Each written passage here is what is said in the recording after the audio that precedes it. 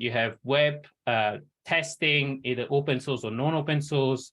You might have security static analysis. You might have DAST or dynamic application security testing, a cloud security product, an infrastructure product.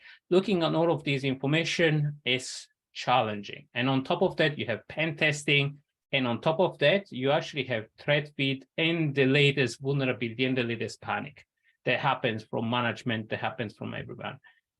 This is not a right and a good way to go, and it's not scalable because our attention gets pulled in every direction, and we don't unfortunately have infinite mental resource time and infinite time. And this is not news. Hopefully I'm talking and I'm preaching to the choir, because this is what we face every day.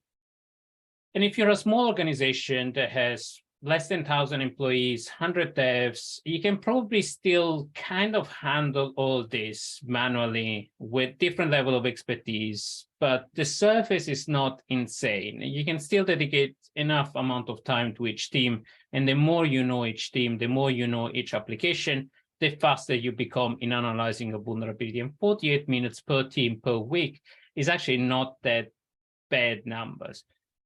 You have roughly 2 or 3 security teams, or 1 to 50 security to dev.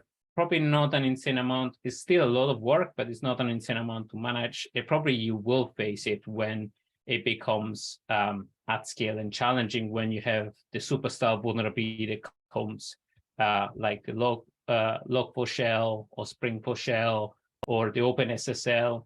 And we start seeing those more and more, but it's still kind of manageable.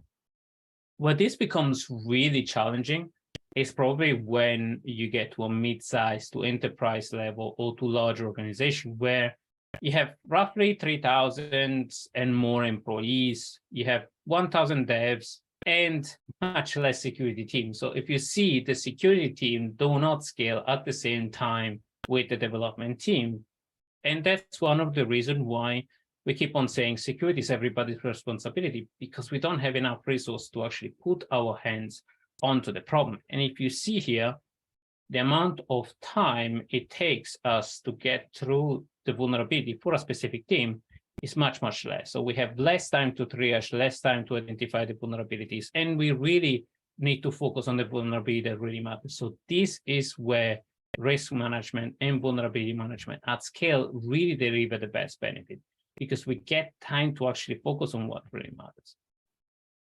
And we should remember that the job of security is not to fix everything. It's not to fix all the vulnerability.